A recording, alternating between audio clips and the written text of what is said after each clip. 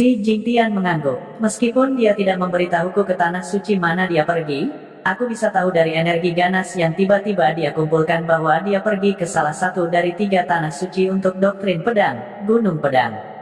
Kulit Fei Han akhirnya berubah. Bahkan di antara tanah suci, ada tanah suci yang baik dan buruk. Gunung Pedang adalah salah satu dari 3 tanah suci untuk doktrin pedang, dan itu termasuk dalam 3 tanah suci untuk doktrin pedang. Kesempatan anak tahap ketiga Xiantian ini membuat Fei Han iri. Sungguh anak yang beruntung. Dengan bakat anak ini, jika dia bisa masuk 5 besar di jalur taker percobaan ini, aku bisa mempertimbangkan untuk bertarung dengannya untuk mendapatkan pil cloud yang sangat besar, kata Fei Han dengan tenang. Begitu Fei Han mengatakan ini, wajah si Jingtian dan yang lainnya berubah. Pil cloud mendalam yang luas. Ini adalah obat rahasia unik dari Cloud Hall. Bahkan jika si Jingtian, Wei Yulong, dan petugas lainnya ingin mendapatkannya, itu akan sangat sulit. Hanya jika mereka telah memberikan kontribusi yang besar, mereka akan memiliki kesempatan. Setelah mengkonsumsi Fast Profound Cloud Pill, tidak akan ada efek samping. Ini karena obat rahasia ini akan secara langsung mempengaruhi fondasi seorang seniman bela diri. Setelah mengkonsumsinya, secara otomatis akan menstabilkan fondasi seniman bela diri, memungkinkan seniman bela diri untuk membuat terobosan dalam kultivasi mereka. Pada saat ini, bahkan si Jingtian tidak bisa menahan perasaan tidak nyaman. Apa tujuan dari kepala sekte ini, yang telah menghabiskan begitu banyak upaya untuk melatih seorang murid dari sekte kelas 2 Kaola Awan? Itu semua untuk hadiah dari Cloud Hall. Tetapi bahkan sebelum dia bisa melihat hadiahnya, Penatua Fei Han telah menjanjikannya hadiah yang begitu besar. Meskipun Luo Zheng dilatih oleh si Jingtian, dia masih merasa bangga padanya. Namun, sebagai prajurit inti surgawi, si Jingtian juga sangat membutuhkan pil. Penatua Fei Han bisa merasakan suasana hati si Jingtian berfluktuasi. Dengan senyum di wajahnya, dia berkata, "Kakak Si, jika Luo Zheng bisa masuk 5 besar, aku pasti akan membalas jasamu, dan Cloud Hall pasti akan memberimu hadiah yang mahal." Mendengar apa yang Fei Han katakan, si Jingtian tersenyum dan berkata, "Terima kasih, Tetua Fei." Kepala sekte lainnya tidak menunjukkan emosi apapun di wajah mereka, tetapi dalam pikiran mereka berpikir, masuk 5 besar. Bermimpilah, kapan ada murid dari 5 sekte kelas 2 besar yang pernah masuk 5 besar? 5 sekte kelas 2 yang besar, Sekte Awan Biru, Sekte Xiangyun, Sekte Chaiyun, Sekte Misty Cloud, dan Sekte Awan Hanyut, akan mengirimkan banyak murid setiap saat. Secara total, ada sekitar 40 hingga 50 murid dari masing-masing dari 5 sekte kelas 2 yang besar, dan Aula Awan juga memiliki 40 hingga 50 murid. Tapi, perbedaan antara murid-murid dari 5 sekte kelas 2 besar dan murid-murid dari Aula Awan seperti langit dan bumi. Belum lagi masuk 5 besar, bahkan masuk 10 besar pun sangat jarang. Dalam 100 tahun terakhir, hanya Sekte Chaiyun dan Sekte Xiangyun yang memiliki 2 murid berbakat yang masing-masing memenangkan tempat ke-8 dan ke-9. Di lain waktu, biasanya murid Aula Awan yang mendominasi 10 besar. Terakhir kali, ketika jalan penggarap peleburan telah dibuka, si Jingtian mengatakan bahwa Li Yifeng akan mendominasi tempat pertama. Dia telah diejek oleh semua orang, tetapi kenyataannya, semua orang cukup iri padanya, karena Li Yifeng memang mempertahankan tempat pertama di paruh pertama persidangan. Tapi, pria itu tidak berguna, dan pada akhirnya, dia menjadi lelucon. Jika apa yang dikatakan si Jingtian benar, maka Aula Awan tidak akan pernah melepaskan murid seperti Luo Zheng. Tapi, bagaimanapun, dia hanya berada di tahap ketiga Xiantian, dan perbedaan dalam kultivasinya terlalu besar. Bagaimana dia bisa bersaing dengan murid-murid Cloud Hall? Selain itu, bukannya tidak ada jenius yang mengerikan di antara para murid Cloud Hall. Harus diketahui bahwa murid-murid Aula Awan awalnya dipilih dari jutaan atau bahkan puluhan juta pembudidaya, dan murid-murid yang datang untuk berpartisipasi dalam jalur ujian ini adalah yang terbaik dari yang terbaik. Mereka adalah elit super yang dipilih dari para murid Cloud Hall. Sekolah Awan Biru kecil, apakah itu sumber daya, metode budidaya, atau warisan, semuanya berasal dari warisan Aula Awan. Bagaimana mereka bisa dibandingkan dengan Cloud Hall Sekte kelas 4? Oleh karena itu, 5 sekte kelas 2 yang hebat hanya akan memiliki 1 atau 2 murid berbakat yang melewati jalan penggarap peleburan setiap kali. Mengirim mereka ke Cloud Hall sudah dianggap sebagai perbuatan berjasa. Ini sudah membuktikan nilai keberadaan sekte mereka, jadi bagaimana mereka berani bersaing untuk peringkat 5 besar. Namun, anak ini telah tinggal di pintu masuk. Aku khawatir dia tidak akan punya kesempatan. Fei Han menggelengkan kepalanya. Saat mereka berbicara, Luo Zeng tidak bergerak satu langkah pun. Dia masih berdiri di pintu masuk dengan linglung. Anak ini, si Jingtian juga sedikit cemas. Dia berharap bisa mencambuk punggung Luo Zeng dengan cambuknya. Dia menatap langit tanpa bergerak. Apa yang harus dilihat? Si Jingtian tiba-tiba terkejut. Dia menyadari bahwa dia telah menemukan jawabannya. Senyum pahit muncul di wajahnya. Kurasa aku tahu apa yang dilakukan anak ini. Apa yang dia lakukan? Fei Han bertanya dengan rasa ingin tahu. Jalan penggarap peleburan adalah alam mistik yang independen. Pada saat yang sama, itu juga merupakan ruang yang rusak. Hal-hal yang mengambang di langit adalah potongan-potongan ruang yang rusak. Anak ini mungkin memahami hukum ruang angkasa. Si Jingtian menggelengkan kepalanya dan tersenyum pahit. Harus dikatakan bahwa suasana hati si Jingtian benar-benar kontradiktif. Di satu sisi, dia bangga dengan bakat luar biasa Luo Zeng, yang memberinya banyak wajah. Di sisi lain, dia hanya berdiri di sana dan memahami hukum ruang angkasa. Sekarang adalah waktu untuk penilaian. Hukum luar angkasa, si tua, apakah kamu bercanda? Bahkan Penatua Fei Han tidak bisa menahan diri untuk tidak mengambil napas dalam-dalam dan bertanya. Cukup, si Jingtian. Kamu telah membual tentang pria tahap ketiga Xiantian ini untuk sementara waktu sekarang. Saya tidak berharap bahwa membual Anda akan menjadi lebih dan lebih keterlaluan. Dia tidak hanya memahami maksud pedang sempurna, tetapi sekarang dia telah bahkan memahami hukum ruang angkasa. Apakah kamu sudah selesai? Saya menyarankan Anda untuk tidak mempermalukan diri sendiri seperti Li Yifeng terakhir kali. Wanita tua berwajah gelap dari Sekte Awan Pelangi berkata dengan tidak sabar. Selain si Jingtian sendiri, tidak ada yang melihat Luo Zeng bergerak. Kata-kata si Jingtian telah menarik perhatian Fei Han, dan pusat perhatian penguasa lainnya telah direnggut olehnya. Akan aneh jika mereka dalam suasana hati yang baik. Penguasa Sekte Awan Pelangi dan Sekte Awan Berkabut mampu menahan diri, tetapi wanita tua berwajah gelap ini memiliki temperamen yang buruk. Nenek Long, aku, si Jingtian, tidak pernah berbohong. Jika kamu tidak percaya padaku, tidak ada yang akan memaksamu untuk mempercayaiku. Ketika aku membawa Luo Zeng ke dalam susunan transmisi dan menghadapi badai luar angkasa, dia, si Jingtian dilanjutkan. Bohong, terus berbohong. Nenek Long berkata dengan wajah hitam. Pada saat ini, Fei Han tiba-tiba berkata, anak ini akhirnya pindah. Para penguasa mengalihkan pandangan mereka ke tablet surat dan menatap Luo Zeng. Terus terang, penguasa ini ingin lebih memperhatikan kinerja murid sekte mereka sendiri. Sayangnya, hanya ada tablet surat di depan mereka, dan Fei Han menjadi tertarik pada Luo Zeng karena kata-kata si Jingtian. Tatapannya tertuju pada Luo Zeng, sehingga mereka tidak memiliki kesempatan untuk mengamati murid sekte mereka sendiri. Ini juga alasan mengapa penguasa lainnya marah pada si Jingtian. Ada orang jenius di setiap keluarga. Hanya Luo Zengmu yang merupakan harta karun. Sekte Awan Pelangi, Sekte Xiang Yun, dan Sekte Misty Cloud kami tidak memilikinya. Ada semakin banyak garis di langit. Luo Zeng melihat fragmen ruang yang bergerak perlahan.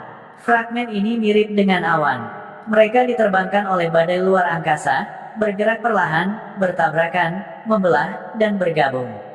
Namun, hal-hal ini mungkin terjadi sangat jauh di langit. Luo Zeng tidak memiliki kesempatan untuk melihat apa yang sedang terjadi. Bahkan jika dia naik, dengan kekuatannya saat ini, dia mungkin akan langsung terbunuh oleh pecahan ruang itu. Ketika Luo Zeng mengalihkan pandangannya, senyum pahit muncul di wajahnya lagi. Melalui visualisasi, Luo Zeng menyadari bahwa garis di matanya tidak berkurang. Sebaliknya, mereka terus meningkat. Sebelumnya, ketika Luo Zeng melihat gedung-gedung besar dan gunung-gunung di kejauhan, dia bisa melihat garis-garis tipis yang menguraikan garis besarnya. Sekarang, Luo Zeng menemukan beberapa baris lagi. Panjangnya hanya 1 inci dan panjang 1 kaki. Selain itu, mereka ada di mana-mana di dunia ini, padat bersama.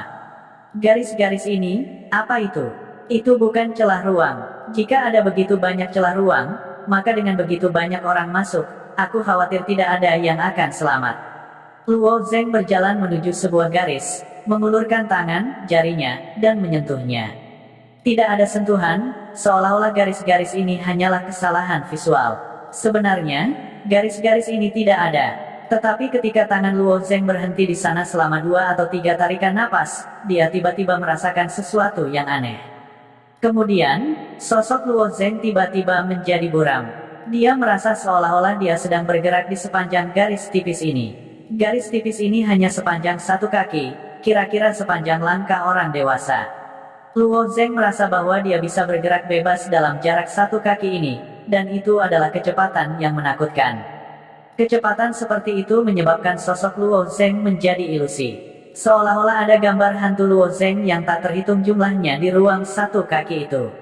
Ini bukan afterimage yang diciptakan oleh gerakan berkecepatan tinggi, karena afterimage yang diciptakan oleh gerakan berkecepatan tinggi hanyalah ilusi yang diciptakan oleh mata manusia.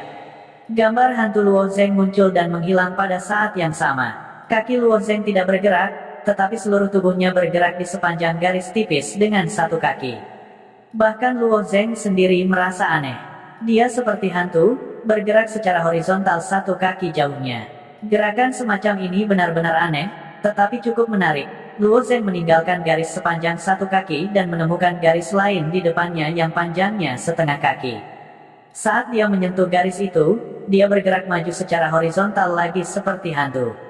Sejak dia berangkat, dia terus-menerus mencari garis pendek itu dan menggunakannya untuk menggerakkan dirinya sendiri. Metode bergegas ini tidak cepat, karena setiap baris hanya bisa berteleportasi jarak pendek 1 kaki, atau bahkan setengah kaki. Selain itu, dia harus dengan sengaja mendekati garis-garis ini. Alasan mengapa dia melakukan ini adalah karena Luo Zeng menganggapnya menarik. Pada saat yang sama, dia juga memikirkan penggunaan kemampuan ini. Nenek Long, menurutmu apakah aku perlu terus berbohong? Si Jingtian berkata sambil tersenyum. Mata kecil Nenek Long menatap si Jingtian. Dia mendengus ringan tetapi tidak mengatakan apa-apa. Bagaimanapun, dia baru saja mengejek si Jingtian, tetapi dia telah ditampar tepat setelahnya. Metode gerakan yang aneh, dia pasti telah melihat sedikit hukum ruang angkasa. Sedikit saja, kata Fei Han sambil memperhatikan gerakan Luo Zeng.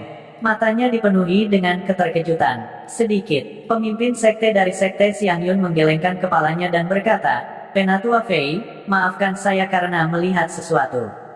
Jika saya tidak salah, teknik gerakan Luo Zeng seharusnya menjadi langkah dewa hantu Taois Dameng dari Cloud Hall kami.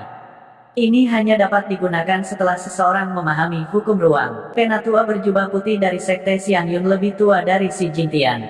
Saat itu, dia secara tidak sengaja menerima hadiah dan cukup beruntung untuk memasuki ruang Sumeru di Aula Awan untuk mempelajari prasasti batu yang pecah. Meskipun pemimpin sekte dari sekte Xiangyun tidak memahami hukum luar angkasa, dia telah melakukan banyak penelitian di bidang ini. Metode gerakan Luo Zeng hampir persis sama dengan langkah dewa hantu Taois Dameng. Tubuhnya tidak bergerak, tetapi seolah-olah dia bergerak di sepanjang jalur yang tidak terlihat. Satu-satunya perbedaan adalah bahwa langkah dewa hantu Taois Dameng bisa bergerak cukup jauh, tetapi Luo Zeng hanya bisa bergerak 1 kaki.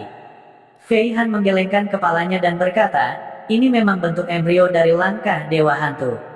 Namun, pemuda ini hanya memahami sedikit. Selain itu, dengan pemahamannya saat ini tentang hukum ruang angkasa, dia hanya bisa bergerak di ruang yang rusak ini. Tidakkah kalian memperhatikan bahwa anak itu berjalan dengan cara yang bengkok, seolah-olah dia sedang mencari sesuatu? Beberapa pemimpin sekte memandang Xin Gui. Luo Zeng tidak bergerak dalam garis lurus menuju jalan penantang. Sebaliknya, dia berjalan beberapa langkah ke kiri dan beberapa langkah ke kanan.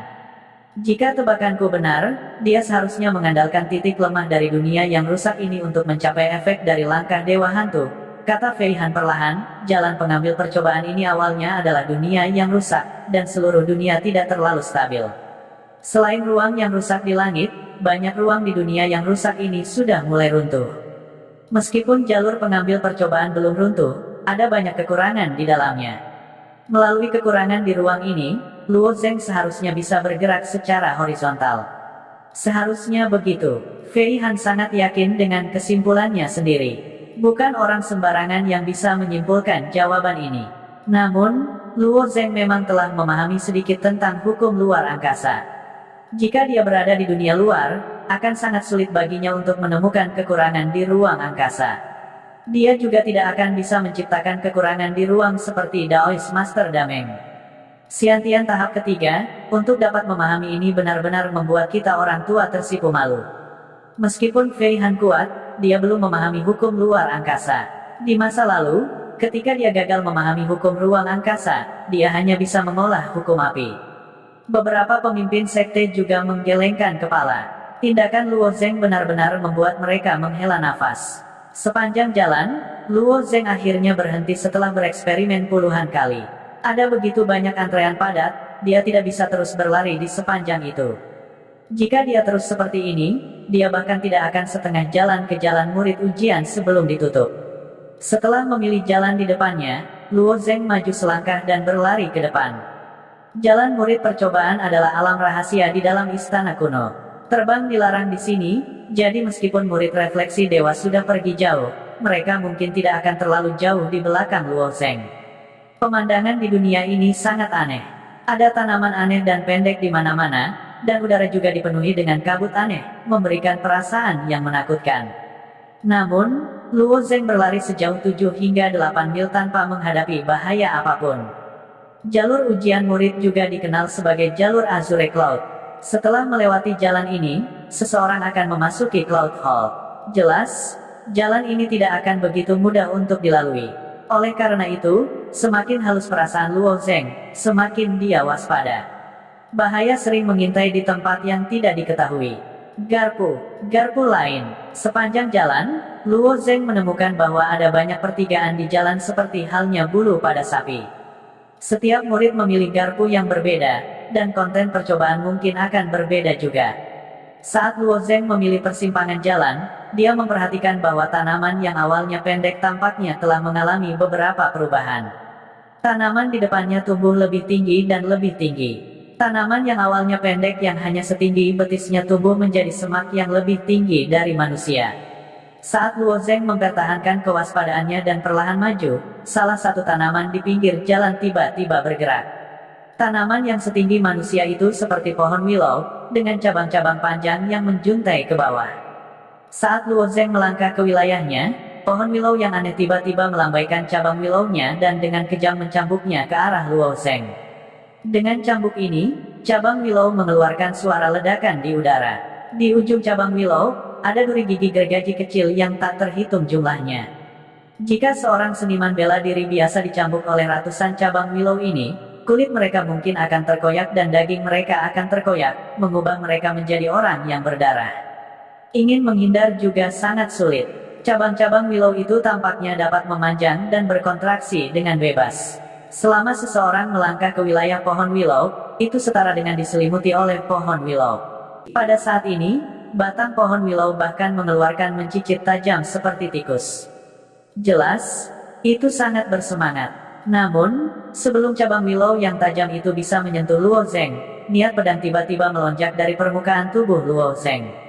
Niat pedang yang sempurna, kaca. Siklon niat pedang yang dibentuk oleh niat pedang itu seperti gunting tajam yang tak terhitung jumlahnya, merobek-robek semua cabang willow yang berani memanjang hingga berkeping-keping. Cabang-cabang willow itu terbang kemana-mana, dan tidak ada satupun cabang willow yang bisa menembus niat pedang pelindung Luo Zheng. Pohon willow terluka oleh Luo Zheng, dan deritnya menjadi lebih keras. Itu terus-menerus bergetar, dan benar-benar mencabut akarnya yang dimasukkan ke dalam tanah, dan mulai mundur. Pohon ini sebenarnya bisa berjalan sendiri, Luo Zheng juga terdiam. Pohon willow mencabut akarnya sendiri, dan akar itu seperti kaki laba-laba, terus bergerak di tanah saat ia mundur dengan cepat. Kecepatan melarikan diri cukup cepat, dan dalam waktu singkat, Luo Zheng tidak mengejar pohon willow yang aneh ini. Persyaratan jalur pengambil percobaan bukanlah untuk membunuh tanaman aneh ini. Pohon willow ini mungkin tidak kuat, tetapi dengan hutan lebat di kedua sisi jalan, siapa yang tahu hal mengerikan apa yang tersembunyi di dalamnya. Tanpa membuang banyak waktu, Luo Zheng melanjutkan perjalanannya. Setelah serangan pohon Willow, Luo Zeng sebenarnya tidak gugup. Karena ini adalah jalur pengambil percobaan, itu pasti dimaksudkan bagi seniman bela diri untuk meredam diri mereka sendiri, dan bukan untuk membunuh seniman bela diri. Namun, jalur ini bukan milik Cloud Hall, dan kemungkinan ada beberapa area berbahaya dan berbahaya yang bahkan tidak diketahui Cloud Hall. Dia hanya perlu mengikuti jalan ini, dan dia percaya bahwa monster atau monster di area ini tidak akan lebih kuat dari pohon Willow. Faktanya, tebakan Luo Zeng cukup akurat. Kesulitan tahap pertama dari jalur pengambil percobaan tidak tinggi, dan sebagian besar murid akan diserang saat mereka lewat. Hanya saja serangannya berbeda untuk setiap pertigaan jalan. Peserta jalur pengambil percobaan semuanya dari sekte kelas 2, dan tingkat kelulusan tahap ini hampir 100%. Setelah itu, Luo Zeng diserang oleh beberapa tanaman. Misalnya, ada tanaman yang bentuknya seperti kipas, dengan gigi runcing di ujungnya. Itu ingin menelan Luo Zeng, tetapi dihancurkan menjadi dua oleh tinju Luo Zeng. Ada juga tanaman yang bentuknya mirip mimosa.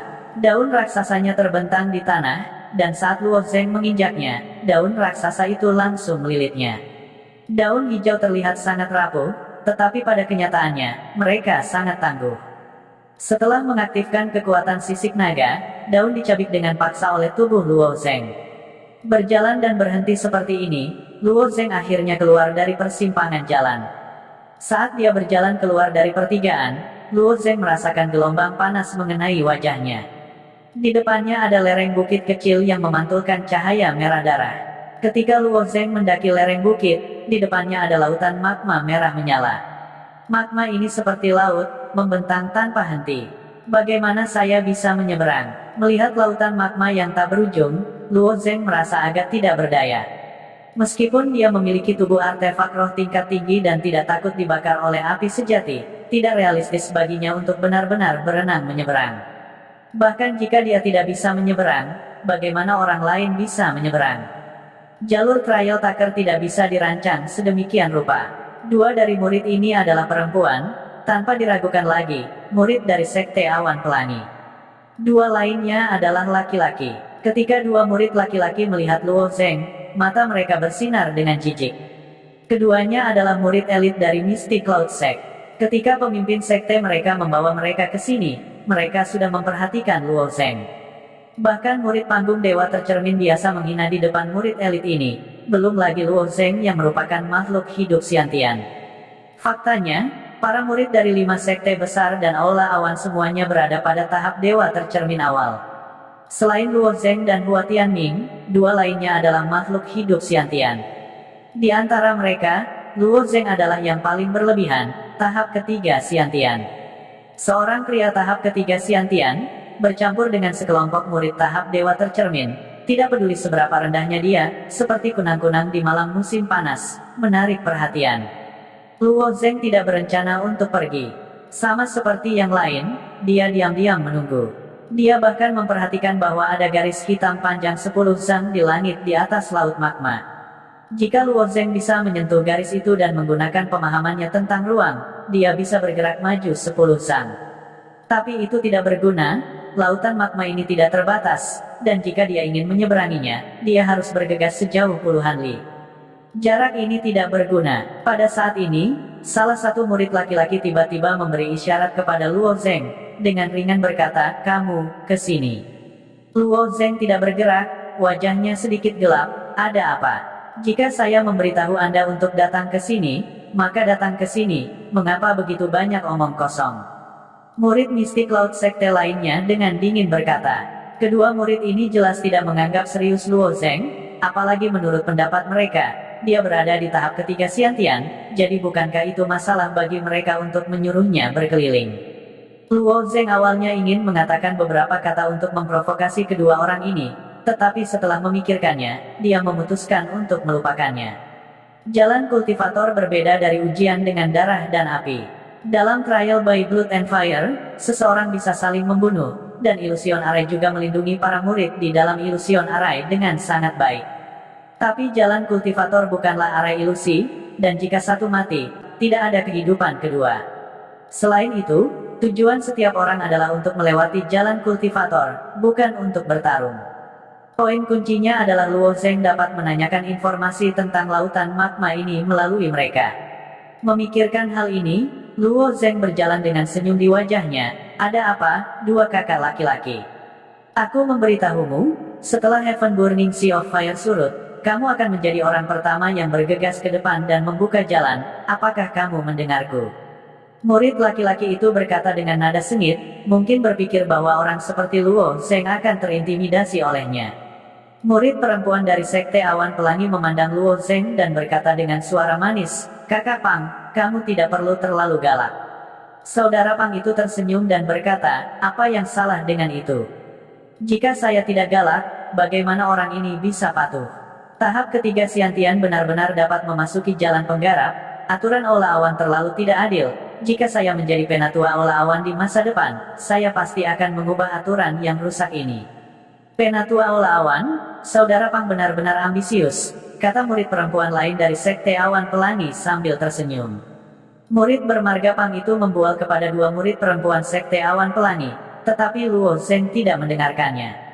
Sebaliknya, dia memperhatikan detail kata-kata itu. Ternyata lautan magma ini disebut laut api surga yang membakar, dan air pasangnya benar-benar naik dan turun, dengan kata lain.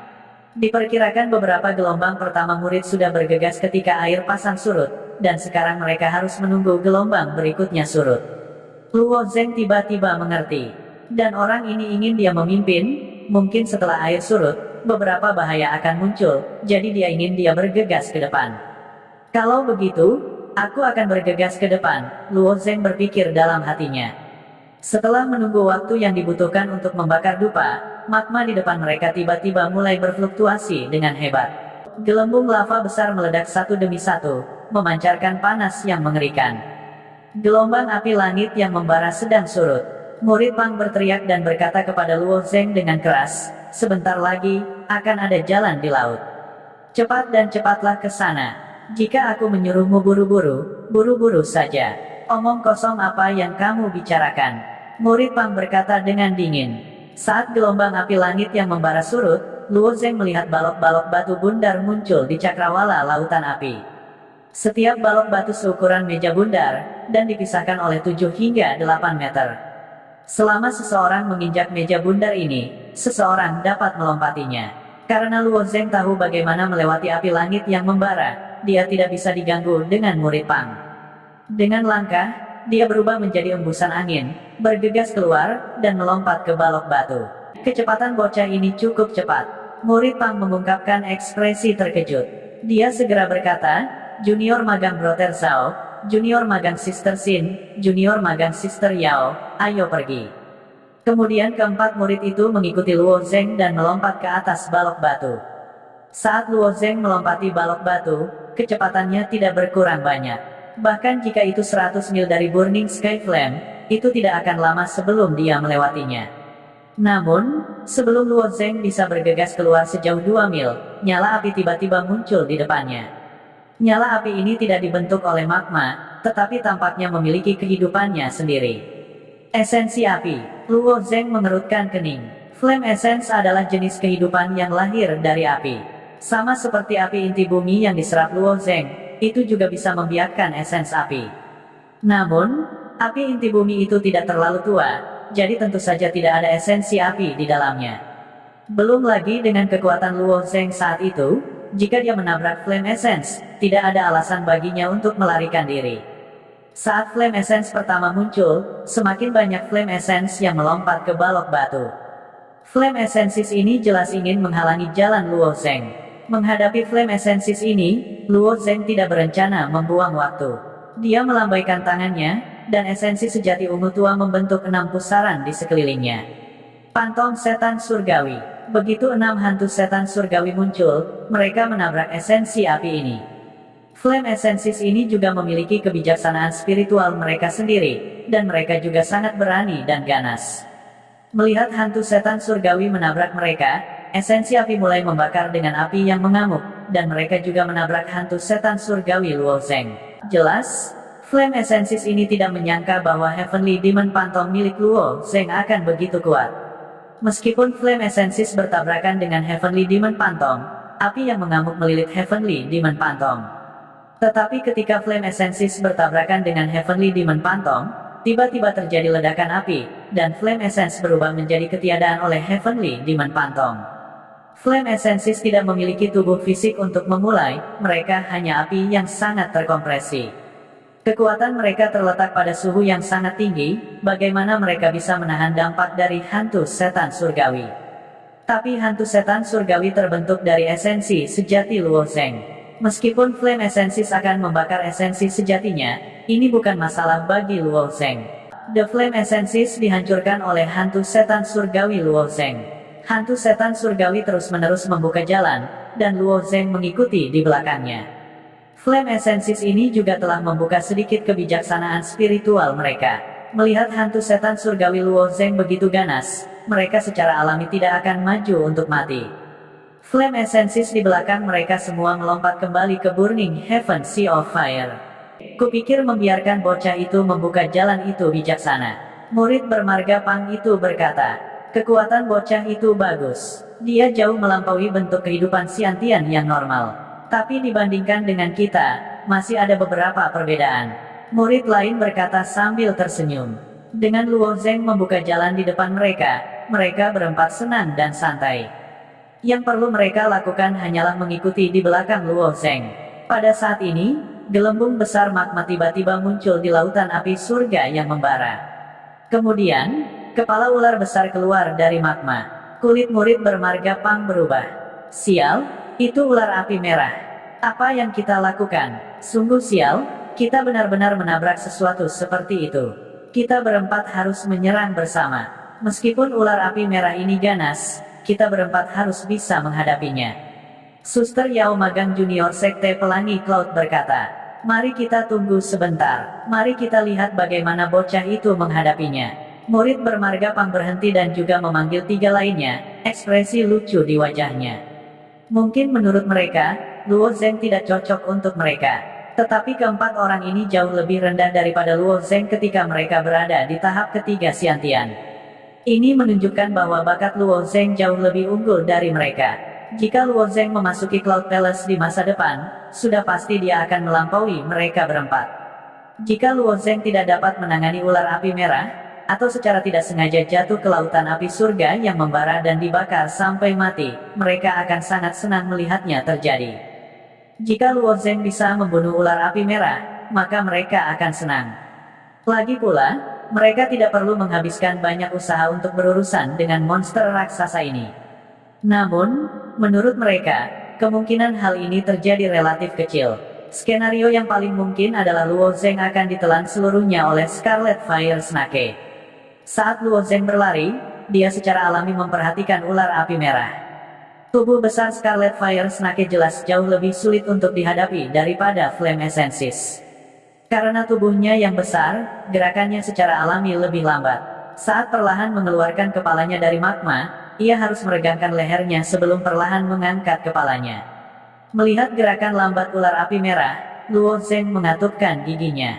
Phoenix Soaring Crystal di tangan kanannya melepaskan semua energinya. Kecepatan seluruh tubuhnya tiba-tiba berlipat ganda. Dia seperti anak panah yang meninggalkan busur, meninggalkan serangkaian bayangan saat dia berlari melintasi batu. Bocah itu ingin menerobos paksa. Murid bermarga Pang itu mencibir. Akankah bocah itu menerobos? Kurasa dia tidak lambat, murid Sekte Misty Cloud lainnya berkata dengan cemberut. Bermimpilah, ular api merah mungkin terlihat lambat, tapi itu karena tubuhnya yang besar. Nyatanya, itu tidak lambat sama sekali. Murid yang bermarga Pang telah mengerjakan pekerjaan rumahnya sebelum memasuki jalur percobaan peleburan. Seperti yang dikatakan murid bermarga Pang, setelah kepala dan tubuh bagian atas ular api merah raksasa benar-benar muncul dari magma, tiba-tiba ia membuka mulutnya dan menukik ke arah Luo Zeng dengan kecepatan yang sangat cepat. Melihat kepala ular api merah bergegas ke arahnya, kekuatan Luo Zeng tiba-tiba meningkat. Setiap langkah yang dia ambil meningkatkan kekuatannya sebesar 30% lagi. Cepat lewat, kecepatannya benar-benar bisa meningkat, kata murid laki-laki Sekte Misty Cloud. Murid bermarga Pang dengan tenang tersenyum dan berkata, dia pasti telah mengaktifkan semacam teknik rahasia. Tidak cukup, kecepatan ini masih belum cukup. Dan tidak ada kata mundur untuk orang ini. Jika dia tidak bisa terburu-buru, dia pasti akan mati. Saat ular api merah semakin dekat dan dekat dengan Luo Zeng, dia bisa merasakan panas yang mengerikan. Kepala ular raksasa itu tumbuh semakin besar di mata Luo Zeng. Luo Zeng bahkan bisa melihat dua taring yang terbakar. Kecepatanku masih belum cukup. Jika aku terus buru-buru seperti ini, aku mungkin akan langsung masuk ke mulut ular api merah. Memikirkan hal ini, Luo Zeng tiba-tiba mengaktifkan semua sisik naga di tubuhnya. Sisik naga hijau giok berkilauan saat Luo Zeng menanamkan gelombang kekuatan ke kakinya. Melompat, kedua kaki menginjak balok batu dengan kekuatan besar. Bahkan balok batu yang sangat kokoh ini, yang telah berdiri tegak di laut api surga yang terbakar selama bertahun-tahun yang tak terhitung jumlahnya, sedikit bergetar. Dua jejak kaki yang jelas terlihat di permukaan balok batu. Terbang dilarang dalam uji coba ini. Terlebih lagi, Luo Zeng tidak bisa terbang. Jadi melompat adalah metode yang paling cocok. Pada saat ini, Luo Zeng seperti meteor, melesat langsung ke langit, menggambar parabola tinggi di udara, tepat pada waktunya untuk menghindari serangan ular api merah.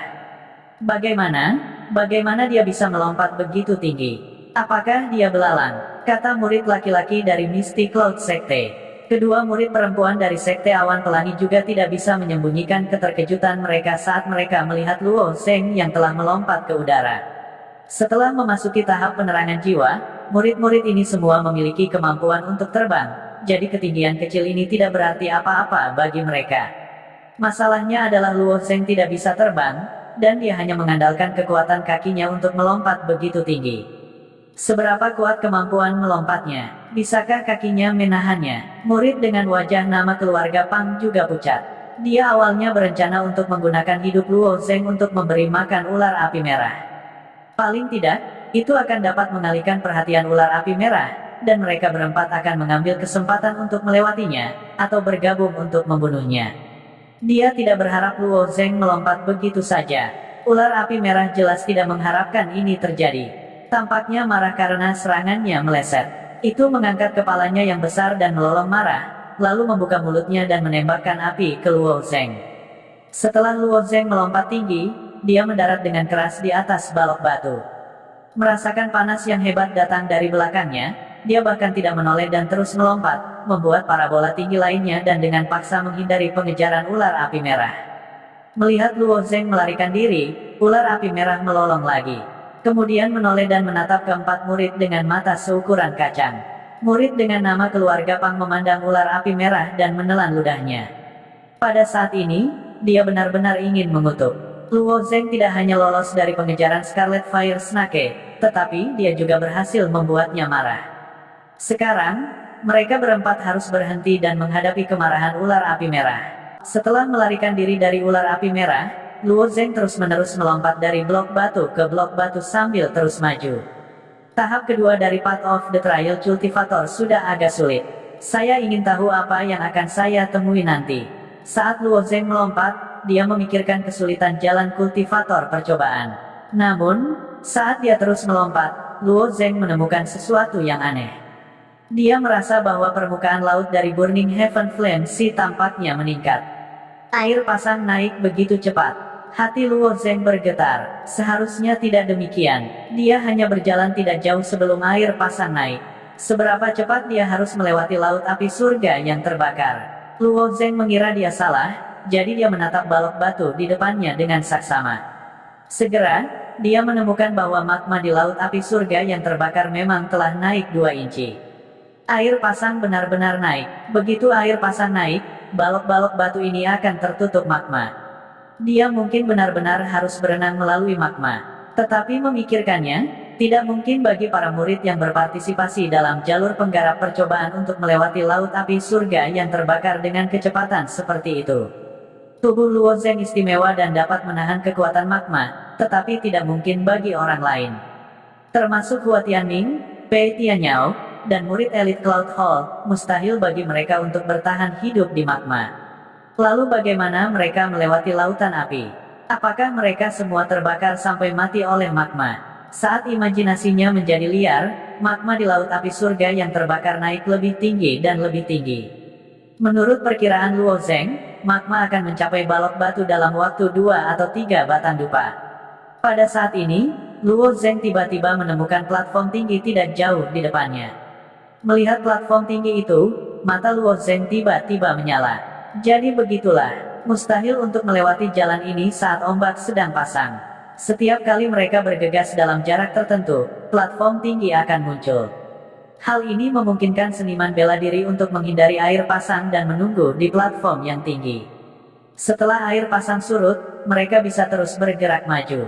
Tanpa berpikir terlalu banyak, Luo Zeng mencapai sisi platform tinggi dan melompat, bergegas ke platform tinggi di sebelahnya. Yang mengejutkan Luo Zeng adalah sebenarnya ada murid sekte lain di platform tinggi ini. Dari kelihatannya, mereka sepertinya menderita beberapa luka. Beberapa murid telah terbakar hitam dan putih, dan saat ini sedang memulihkan diri di tempat. Melihat Luo Zeng, yang berada di tahap ketiga Xiantian, dapat melewati bagian jalan ini, ekspresi terkejut muncul di wajah para murid ini. Salah satu dari mereka bertanya dengan nada terkejut, bagaimana Anda melewati blokade ketiga ular api merah itu? Aku hanya melihat satu, Luo Zeng terkejut di dalam hatinya. Ternyata ada lebih dari satu raksasa. Prajurit itu mengangguk.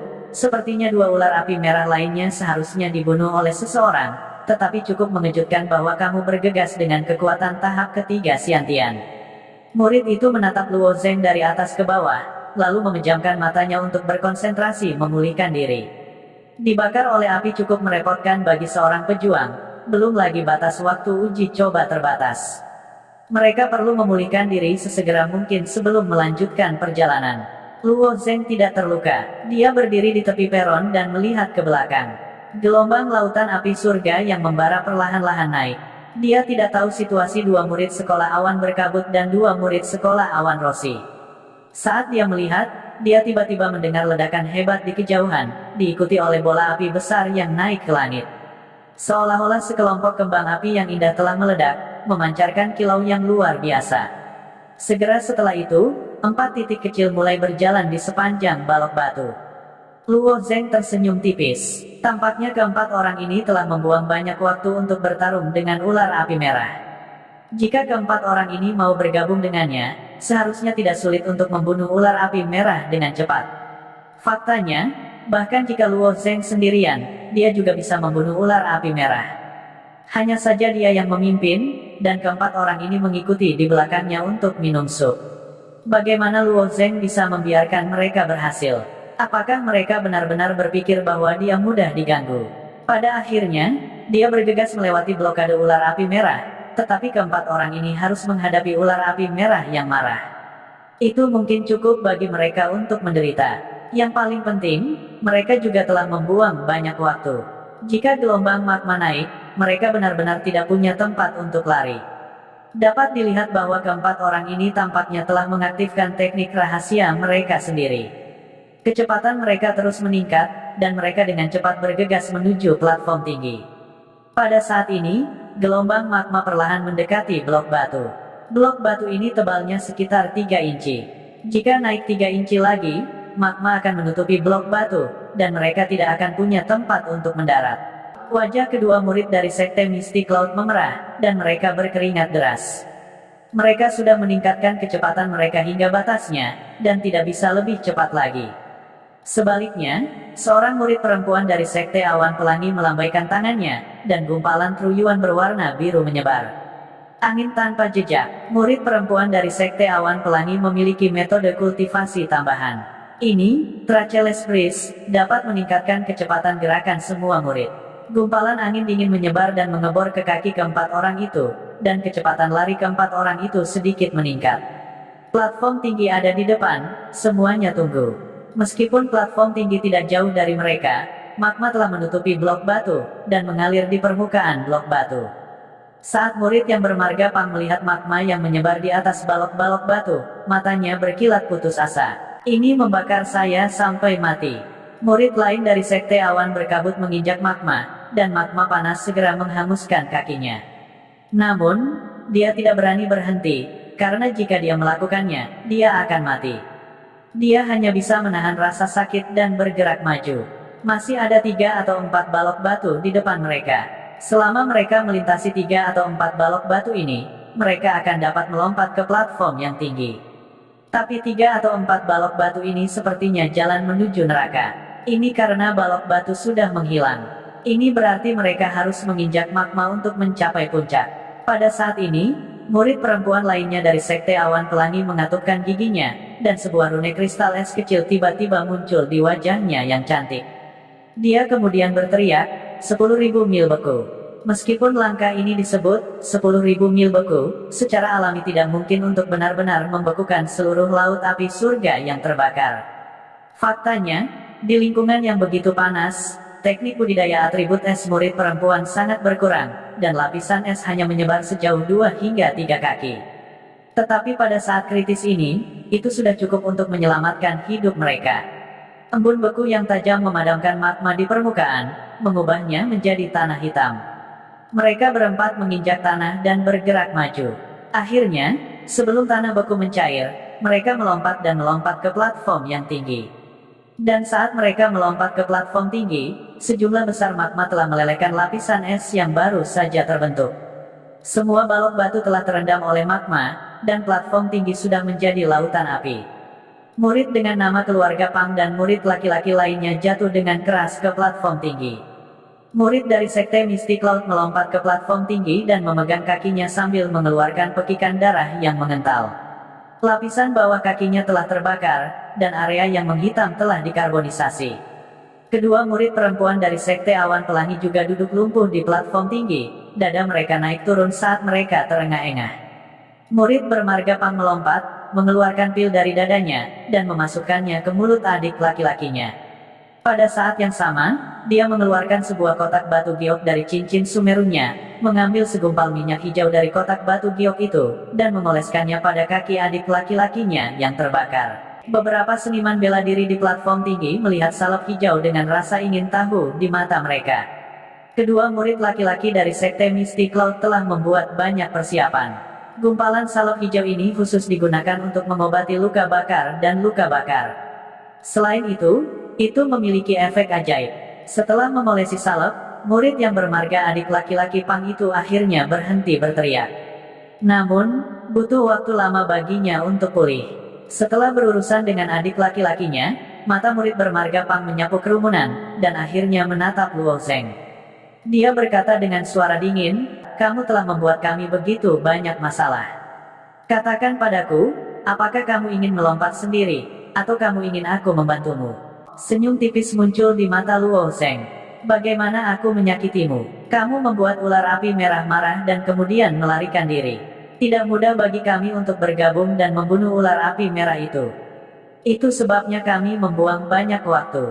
Jika kami lebih lambat 1 detik, kami berempat akan melakukannya, terkubur di lautan api itu." Murid bermarga Pang menjadi lebih marah saat dia berbicara. Gelombang kemarahan yang mengamuk meledak dari tubuhnya. "Katakan padaku, apakah kamu tidak pantas mati?" Senyum di wajah Luo Zeng menghilang, dan tidak ada perubahan dalam ekspresinya. "Aku membuat marah ular api merah itu. Menarik, apakah kamu hanya akan senang jika aku dimakan oleh ular api merah itu? Nyawamu berharga, tetapi hidupku tidak berharga. Logika tirani macam apa ini?